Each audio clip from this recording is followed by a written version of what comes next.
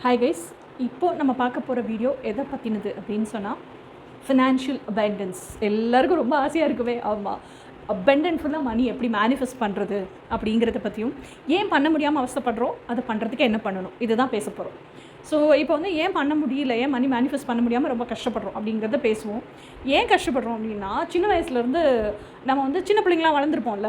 அப்போ வந்து நம்ம அம்மா கிட்ட ஒரு 5 ரூபா 10 ரூபா கேட்போம் டைரி மில்க் வாங்கி சாப்பிட்றதுக்கு, இல்லை நமக்கு பிடிச்ச தேங்காய் பர்பி வாங்கி சாப்பிட்றதுக்கு.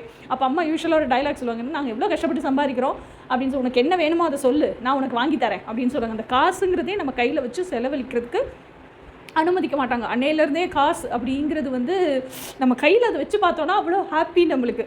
ஓகேயா? ஸோ இது இன்னொன்று ஸ்கூல் ஃபீஸ் அந்த டயத்துக்கு கட்ட முடியாதது, ஸ்கூலுக்கு வெளியே நின்றுக்கிற சுச்சுவேஷன் வந்திருக்கலாம், கிளாஸுக்கு வெளியே நிற்கிற சுச்சுவேஷன் வந்திருக்கலாம், இல்லை ஸ்கூல் ஹெட் மிஸ்ட்ரஸ் கூப்பிட்டு ஒரு 4 தடவை 5 தடவை வார்ன் பண்ணி அதுக்கப்புறம் கட்டுற சூழ்நிலையில் நம்ம வளர்ந்துருக்கலாம்.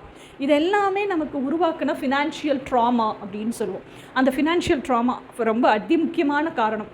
அடுத்தது வந்து நம்ம பேச்சு வழக்கில் வீட்டில் பேசும்போதே, உங்கள் அப்பா எவ்வளோ கஷ்டப்பட்டு சம்பாதிக்கிறாருன்னு உனக்கு தெரியுமா, ஒரு டீ கூட குடிக்காமல் உங்களுக்காக சம்பாதிக்கிறாரு. So this is a parents talk இல்லை.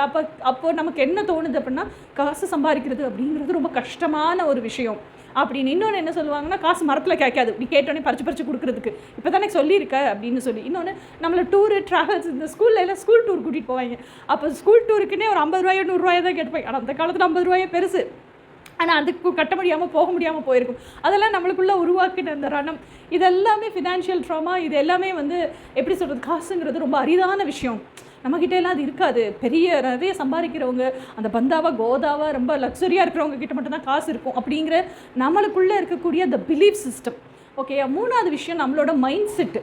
என்ன மைண்ட் செட்னா, இந்த பணம் வச்சுருப்பாங்க பார்த்தீங்களா, அந்த பணம் வச்சுருக்கிறவங்க ஏதாவது ஒன்று நம்ம வேணும்னு கேட்டோன்னா, அந்த பணம் வச்சுருக்க கோதாவை காமிப்பாங்க, பந்தா காமிப்பாங்க, நம்ம கையில் காசு கொடுக்க மாட்டாங்க. நம்மக்கிட்ட காசு இல்லைங்கிறத நம்மளுக்கு சொல்லி காமிச்சு நம்மளை ஒரு மாதிரி தாழ்ச்சியாக பேசுவாங்க.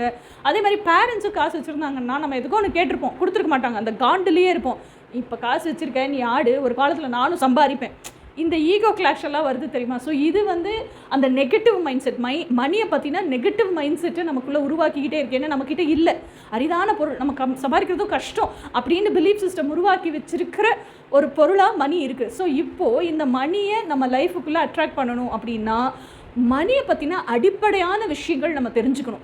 இன்னொரு பிலீஃப் சிஸ்டம் என்ன பொதுப்படையில் எல்லாருக்கிட்டையும் பரவலாக இருக்குன்னா, ஸ்பிரிச்சுவல் பீப்புள்ஸ்ட்டு எல்லாம் மணி இருக்காது.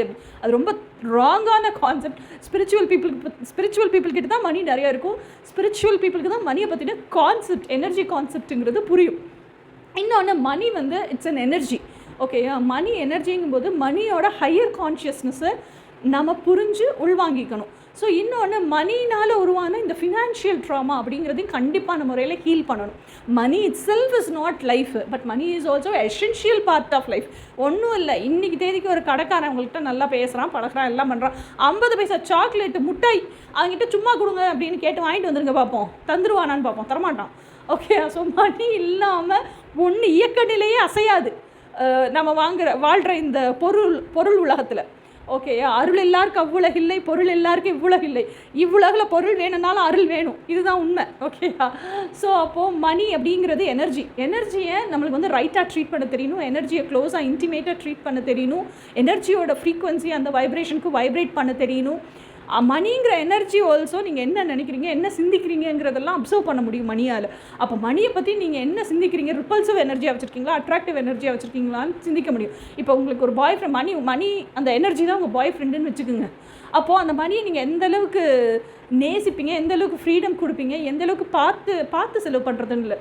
இந்த கைகளுக்கு போனால் என்கிட்ட இருக்க மணி பெருகும் அப்படின்னு நினைப்பீங்க. இன்னொரு விஷயம், நம்ம எப்போவுமே கஷ்டப்பட்டு உழைக்கக்கூடாது, இஷ்டப்பட்டு உழைக்கணும். அப்போ தான் மணி வந்து பெருகும். நம்ம when we add value to people's life, இப்போ என்ன மாதிரி லைஃப் பர்பஸையே வாழ்க்கையாக வாழ்கிறவங்கெல்லாம் we add value to people's லைஃப்க்கு வேல்யூ பண்ணும்போது ஹோல் ஹார்ட் அண்ட் சோல் போட்டு ஒர்க் பண்ணுவோம். ஸோ எந்த அளவுக்கு எனர்ஜி இன்புட் கொடுக்குறோமோ அந்த அளவுக்கு பிரபஞ்சமும் ரிட்டர்னில் மல்டிபிள் ஃபோல்ஸாக மணியாக கொடுக்கும். திஸ் இஸ் ஸோ அபண்டன்ட்ஃபுல் மணி நீங்கள் ஏர்ன் பண்ண முடியும். லேக் மைண்ட் செட்லேயே இருந்துட்டு என்கிட்ட காசு இல்லை சொல்லிவிட்டு லேக் மைண்ட் செட்லேயே இருந்துட்டு நீங்கள் மணியை ஏர்ன் பண்ண முடியாது. அதே மாதிரி நீங்கள் விஷுவலைஸ் பண்ணுறீங்க அப்படின்னா விஷுவலைஸ் பண்ணுற அந்த ½ அன் ஹவர் இல்லை 1 ஹவர் அது அப்போ மட்டும்தான் அந்த மணி இருக்கிற மாதிரி இமேஜின் பண்ணுறது, மணி இருக்கிற மாதிரி விஷுவலைஸ் பண்ணுறது, மணி இருந்தால் எவ்வளோ ஹாப்பியாக இருப்பீங்கன்னு உங்கள் எமோஷன்ஸோட கலக்கிறது. மீதி டைம் ஃபுல்லாக என்ன பண்ணுறீங்க, உங்கள் நார்மல் ரொட்டீனுக்கு வந்துடுறீங்க. அப்போ நார்மல் ரொட்டீனில் நிமிஷத்துக்கு நிமிஷம் வாழும்போது ஐயோ இதை வாங்கணும் காசு இல்லையே, அதை வாங்கணும் காசு இல்லையே, இந்த இஎம்ஐ கட்டணும், அக்கௌண்ட்டில் எவ்வளோ இருக்குன்னு செக் பண்ணணுமே, இப்படி தான் வாழ்ந்துட்டு இருக்கீங்க. This is all is lake mindset. Lake mind செட்டில் இருக்கக்கூடாது. உங்களுக்கு உண்மையிலேயே மணியை மேனிஃபெஸ்ட் பண்ணணும்னா அந்த மணி இப்போ நீங்கள் எவ்வளோ மேனிஃபெஸ்ட் பண்ணணும்னு நினைக்கிறீங்களோ அந்த மணி உங்கள் கையில் இருக்குது. இருந்துச்சுன்னா காசாக, பேப்பராக, காகிதமாக, இல்லை எனர்ஜியாக இருக்குது. இருந்துச்சுன்னா நீங்கள் எவ்வளோ ஹாப்பியாக இருப்பீங்க. இருந்துச்சுன்னா எப்படியெல்லாம் செலவு பண்ணுவீங்க, எதுக்கும் யோசிக்க மாட்டீங்க. அந்த மாதிரியே வாழ்க்கையை வாழ்ந்தால் you can earn lots of abundant sums of money. Okay, so மணியை பற்றின எனர்ஜி வைப்ரேஷன் கண்டிப்பாக நீங்கள் எப்படி செட் பண்ணிக்கிறதுன்னு தெரியணும். ஃபினான்ஷியல் ட்ராமாஸ் எல்லாம் எப்படி ஹீல் பண்ணிக்கிறதுன்னு தெரியணும். மணிக்கு வைப்ரேஷனல் மேட்ச் ஆகுறது எப்படின்னு தெரியணும். இதை பற்றியெல்லாம் இன் டீட்டெயில்ஸ் தெரிஞ்சுக்கணுன்னா லங்காபூர் மீடியா சேனல் காண்டாக்ட் பண்ணுங்கள். இல்லை என்னையுமே நீங்கள் டைரெக்டாக காண்டாக்ட் பண்ணலாம். என்னோடய ஃபோன் நம்பரும் இதே வீடியோவில் இருக்குது.